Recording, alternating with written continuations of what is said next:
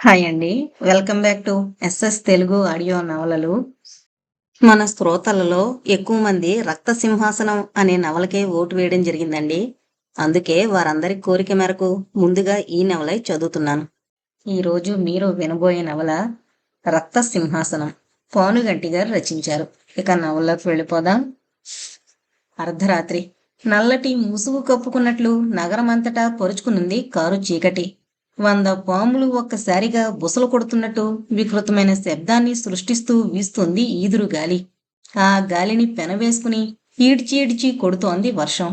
ప్రళయాన్ని ఊహించుకుని గజగజ వణుకుతోంది ప్రకృతి. విపరీతమైన వర్షాన్ని, ఈదురుగాలిని లక్ష్యపెట్టకుండా వేగంగా దూసుకొచ్చి కపాడియా హాస్పిటల్ ఆవరణలో ప్రవేశించి ఆగింది బెంజు కారొకటి. డోరు తెరుచుకుని వెంటనే కిందకు దూకాడు హర్షవర్ధన్. పరుగులాంటి నడకతో పోయి హాస్పిటల్ కారిడార్లో అడుగు పెట్టాడు. ఆ సమయంలో కరెంటు ఫెయిల్ అయ్యి నగరమంతటా కారు చీకటి కమ్ముకున్న ఖరీదైన కాపాడియా హాస్పిటల్ మాత్రం శక్తివంతమైన జనరేటర్స్ ద్వారా కరెంటు సప్లై అవుతూనే ఉంది. సాధారణంగా ఎంతో ప్రశాంతంగా ఉండవలసిన ఆ సమయంలో విపరీతమైన టెన్షన్ నెలకొనుంది కాపాడియా హాస్పిటల్లో. ఎవరో వెంటపడి తరుముతున్నట్టు హడావిడిగా అటు ఇటు పరుగు తీస్తున్నారు హాస్పిటల్ నర్సులు. ఇటువంటి క్లిష్టమైన ఆపరేషన్ అయినా సునాయాసంగా సక్సెస్ చేయగలిగిన అరడజను మంది సర్జన్లు సర్వసాధారణమైన కాన్పునొక దానిని చేయడానికి హైరాణ పడిపోతున్నారు. వారు కాన్పు చేస్తోంది కోటీశ్వరుడు హర్షవర్ధన్ భార్య సుజలాదేవికి. అక్కడ నెలకొని ఉన్న టెన్షన్కి కారణం అదే. కాపాడియా హాస్పిటల్ గురించి చెప్పాల్సొస్తే ఆ హాస్పిటల్ వంక కన్నెత్తి చూడడం సామాన్యులకు సాధ్యం కాని విషయం. కాపాడియా కన్సల్టింగ్ ఫీజే వందల్లో ఉంటుంది. ఇక అడ్మిట్ అయి ట్రీట్మెంట్ కంటిన్యూ చేయాలంటే వేల సంఖ్యల్లో బ్యాంకు బ్యాలెన్స్ ఉండి తీరాలి. అందుకు తగ్గట్టే అక్కడ ట్రీట్మెంట్ కూడా ఉంటుంది. గర్భంలో ఉండగానే శిశువు ఆడో మగో తెలుసుకునే స్కానింగ్ ప్లాంట్తో సహా ఆ హాస్పిటల్లో ఎక్కడా లేనంత ఫారెన్ ఎక్విప్మెంట్ ఉంది. సర్జన్లు, స్పెషలిస్టులు దాదాపు 35 మంది డాక్టర్ల దాకా కాపాడియా దగ్గర పనిచేస్తున్నారు. ఖర్చుకు వెనకాడకుండా అక్కడ ట్రీట్మెంట్ పొందేవారికి ఖచ్చితంగా స్వస్థత చేకూరుతుందని, ఎటువంటి భయంకరమైన వ్యాధులైనా కాపాడియా హాస్పిటల్ గాలి సోకితే చాలు మటుమాయం అవుతాయని దేశం మొత్తం మీద మంచి పేరు ప్రఖ్యాతలు సంపాదించుకుంది ఆ హాస్పిటల్. ఆపరేషన్ థియేటర్ ముందు అసహనంగా తచ్చెట్లాడుతున్న తన బంధువులను కూడా పలకరించకుండా సరాసరి కాపాడియా గదిలోకి పోయాడు హర్షవర్ధన్. ఆ గదిలోకి అడుగు పెడుతూనే విపరీతమైన ఆశ్చర్యంతో ముడిపడ్డాయి అతని కనుబొమ్మలు. తన కుర్చీలో టెన్షన్గా కూర్చునున్నాడు కాపాడియా. ఇంటర్కంలో డాక్టర్లకు సూచనలు ఇస్తున్నాడు. చేయవలసిన దాని గురించి 1-4 సార్లు విడమర్చి చెబుతున్నాడు. ఏంటి విచిత్రం? ఆఫ్టర్ ఆల్ ఒక డెలివరీ విషయంలో డాక్టర్లకు అన్ని సూచనలు ఇవ్వాల్సిన అవసరం ఏముంది? తనలో తానే అనుకుంటూ గుడ్ ఈవినింగ్ డాక్టర్ అంటూ విష్ చేశాడు హర్షవర్ధన్. తలెత్తి చూశాడు కాపాడియా. చిరునవ్వుతో విష్ చేస్తూ ఎదురుగా ఉన్న కుర్చీలో కూర్చోమన్నట్టు సైగ చేశాడు. సిగరెట్ ప్యాకెట్లో నుండి సిగరెట్ తీసి వెలిగించుకుంటూ కుర్చీలో కూర్చున్నాడు Harshavardhan.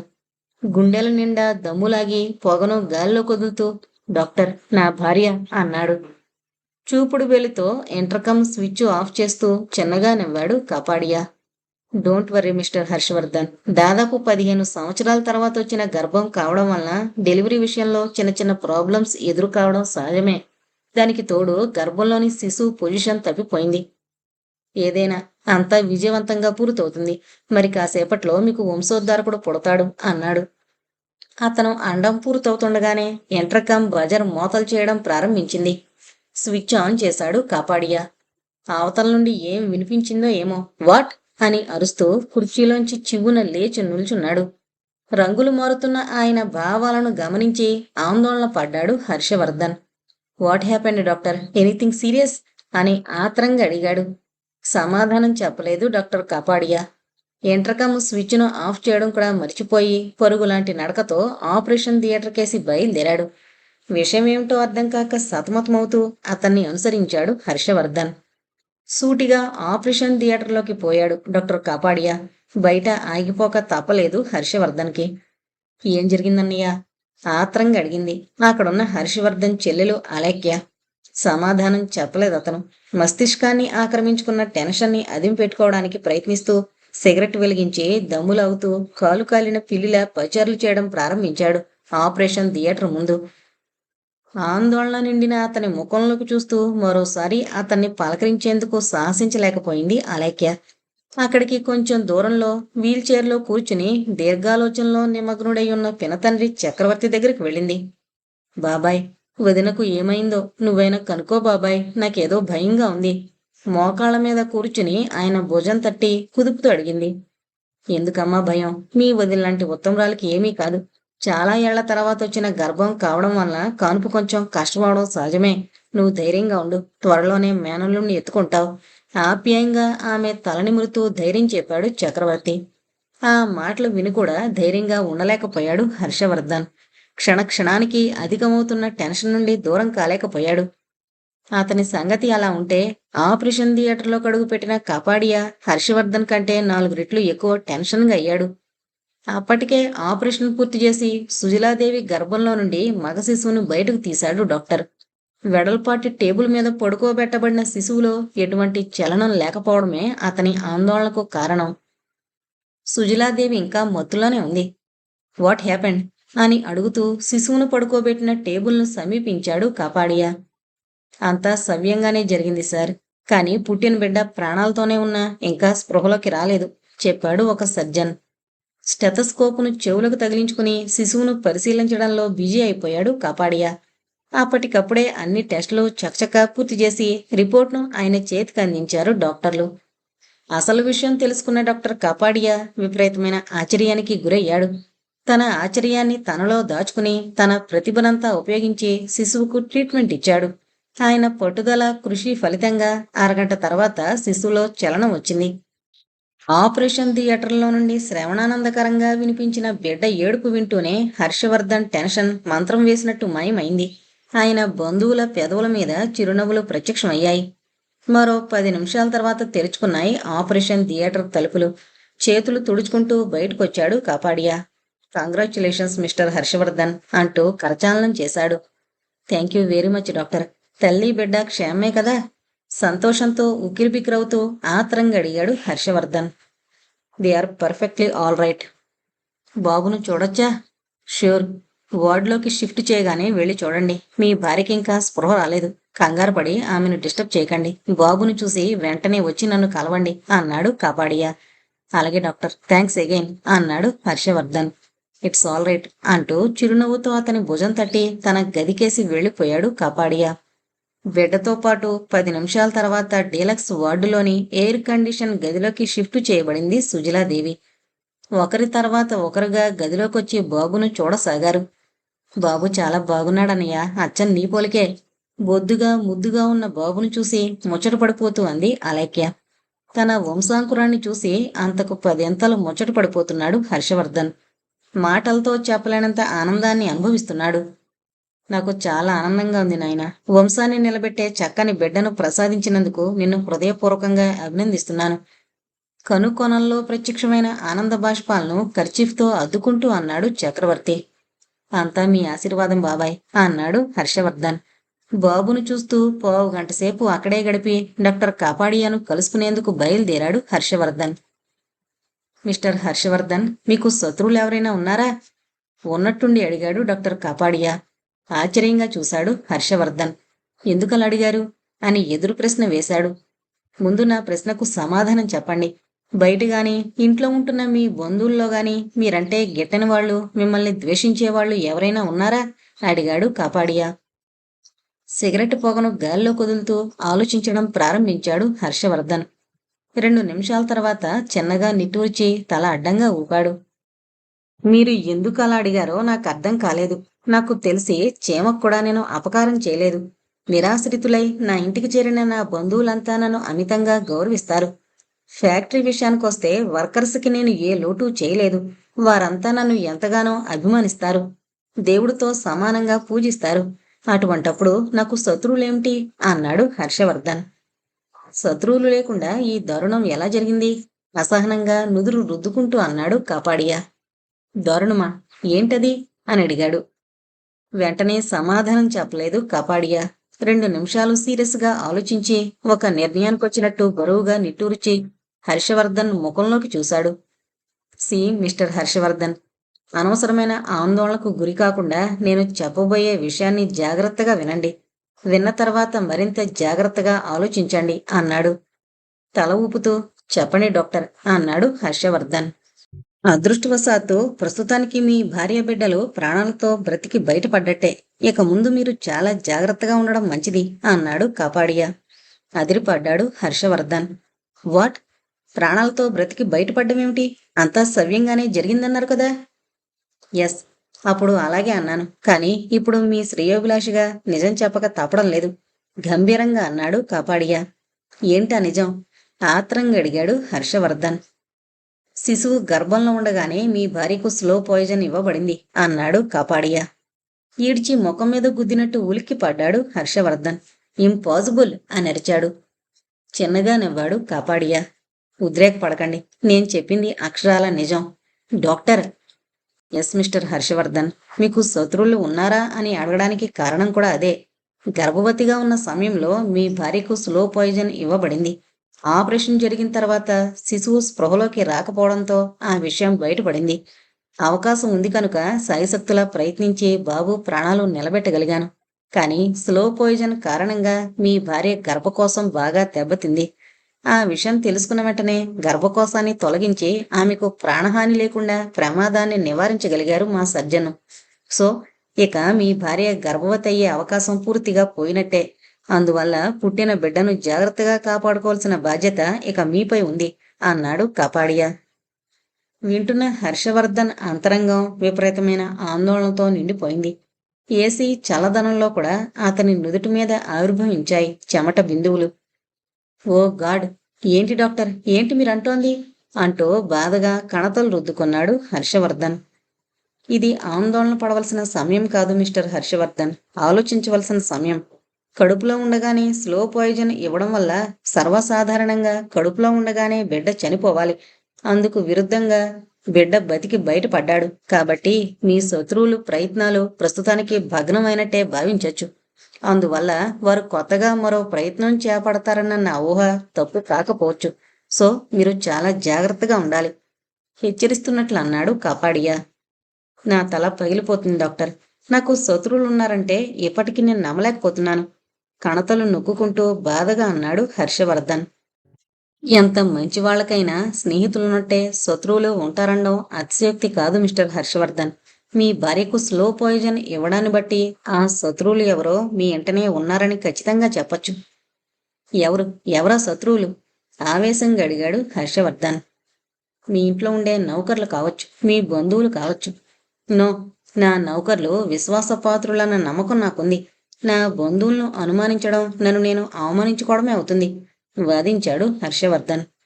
It's all right mister Harshavardhan, మీ నమ్మకాలను నేను కాదనలేను. నిజం నిలకడ మీద తెలుస్తుంది. ఎనీహౌ మీరు చాలా జాగ్రత్తగా ఉండాలి. బాబును 1000 కళ్ళతో కనిపెట్టుకుని ఉండి కాపాడాలి అన్నాడు కాపాడియా. తల ఊపాడు హర్షవర్ధన్. ఆ రోజు రంగురంగుల విద్యుత్ దీపాల కాంతులతో మిలమిలా మెరిసిపోతుంది హర్షవర్ధన్ భవంతి. ఆ రోజు హర్షవర్ధన్ గారి వంశాంకురానికి బారసాల జరుగుతోంది. దాదాపు 15 సంవత్సరాల తర్వాత హర్షవర్ధన్ ఇంట్లో జరుగుతున్న ఫంక్షన్ అది. పార్టీ ఏర్పాట్లు ఘనంగా చేయబడ్డాయి. పుట్టిన బాబుకు చిరంజీవి అని పేరు పెట్టాడు హర్షవర్ధన్. మృత్యుతో పోరాడి జయించడం వల్ల ముందు ముందు మృత్యువు అతని దరిదాపులకు రాకుండా ఉండాలన్న కారణంగా ఏరికోరి ఆ పేరు నిర్ణయించాడాయన. ఆ పేరు నిర్ణయించడంలో గల ఆయన ఉద్దేశం ఆ ఇంట్లో ఎవరికీ తెలీదు. చివరికి తన భార్య సుజలాదేవికి కూడా కాపాడియా చేసిన హెచ్చరికల గురించి అతను చెప్పలేదు. ఆ ఫంక్షన్కి నగరంలోని ప్రముఖులంతా హాజరయ్యారు. వచ్చిన వారిని రిసీవ్ చేసుకోవడంలో బిజీగా ఉన్న కాపాడియా చేసిన హెచ్చరికలను మరిచిపోలేదు హర్షవర్ధన్. ఎంత బిజీగా ఉన్నా బాబును ఒక కంట కనిపెట్టి ఉండడంలో ఎటువంటి ఏమరపాటును ప్రదర్శించలేదు అతను. ఇది అని చెప్పడానికి వీలు కాని భయం, ఆందోళన అంతరంగాన్ని ఆక్రమించుకుని ఉండగా ఏమీ తెలియని వాడిలా ఫ్రీగా మూవ్ కాలేకపోతున్నాడు హర్షవర్ధన్. ఆ ఫంక్షన్కి ప్రముఖ పారిశ్రామికవేత్త నరేన్ భూపతి కూడా హాజరు కావడం విశేషం. హర్షవర్ధన్ కున్నట్టే నరేన్ భూపతికి కూడా ఎరువుల ఫ్యాక్టరీ ఒకటి ఉంది ఆ నగరంలో. ఎటొచ్చి క్వాలిటీ విషయంలో నరేన్ భూపతి ఫ్యాక్టరీలో తయారయ్యే ఎరువుల్ని డామినేట్ చేసి మార్కెట్లో మంచి పేరు సంపాదించుకున్నాయి హర్షవర్ధన్ ఎరువులు. ఫారెన్ మార్కెట్లో కూడా మంచి గిరాకీ ఉంది హర్షవర్ధన్ ఫ్యాక్టరీలో తయారయ్యే ఎరువులకి. ఆ విషయం కంటగింపుగా ఉన్న హర్షవర్ధన్తో వ్యక్తిగతంగా ఎలాంటి విరోధం లేదు నరేన్ భూపతికి. హలో మిస్టర్ హర్షవర్ధన్, ఇంతకాలానికి మీరు తండ్రైనందుకు నాకు చాలా హ్యాపీగా ఉంది. ఏడి మీ వారసుడు అంటూ పలకరించాడు. Thank you very much mister Naren. ఇంకో 10 నిమిషాల్లో బాబును కిందకు తీసుకొస్తారు. Please go and enjoy with our friends అంటూ ఆయనతో కరచాలనం చేసి అవతలకు నడిచాడు హర్షవర్ధన్. అదే సమయంలో ఆ హాల్లోకి వచ్చాడు ఎస్పీ అమిత్ కుమార్. చిరునవ్వుతో అతన్ని ఆహ్వానించి హాల్లోకి తీసుకొచ్చాడు హర్షవర్ధన్. స్నేహితులు, బంధువులు, ఫ్యాక్టరీ వర్కర్స్తో ఆ హాలు కళకళలాడుతున్నా అక్కడున్న వారిని 2 కళ్ళు గుచ్చిగుచ్చి చూస్తున్నాయని, ఆ కళ్ళ తాలూకా వ్యక్తి మస్తిష్కంలో భయంకరమైన ఆలోచన గూడు కట్టుకుని ఉన్నదని ఎవరికీ తెలీదు. హర్షవర్ధన్ చెల్లెలు అలేఖ్య తన స్నేహితురాళ్లను రిసీవ్ చేసుకోవడంలో బిజీగా ఉంది. సుజలాదేవి తమ్ముడు మణిధర్ తన మిత్ర బృందం కోసం ఎదురుచూస్తూ మెయిన్ గేటు దగ్గర నిలబడ్డాడు. తల్లి తండ్రి లేని మణిధర్ను చేరదీసింది సుజలాదేవి. పిల్లల్లేని కారణంగా తన చెల్లెలు అలేఖ్యతో పాటు అతన్ని కూడా ఎంతో అభిమానంగా చూస్తూ చదివిస్తున్నాడు హర్షవర్ధన్. అయితే మణిధర్ది విచిత్రమైన మనస్తత్వం. తను అనుకున్నది ఏదైనా వెంటనే జరగాలి. అందుకోసం ఏం చేయడానికైనా వెనుకాడాడతను. ఆ విషయంలో అతనికి సహకరించే రౌడీ స్నేహితులు చాలామంది ఉన్నారు. అతను ఎదురు చూస్తుంది వారి కోసమే. రాణి వచ్చింది అతని మిత్ర బృందం. అరే మేరీయార్, వాచ్మెన్లా గేటు దగ్గర నిలబడ్డామేమిటి? వస్తూనే చలోక్తి విసిరాడు ఒక స్నేహితుడు. ఆలస్యంగా వచ్చింది చాలక ఏంటి మీ వెధవజోకులు? నిరసనగా అన్నాడు మణిధర్. ఆలస్యానికి కారణం ఉంది మేరే దోస్త్ అన్నాడు ఇంకొక స్నేహితుడు. ఏంటా కారణం? క్యాజువల్గా అడిగాడు మణిధర్.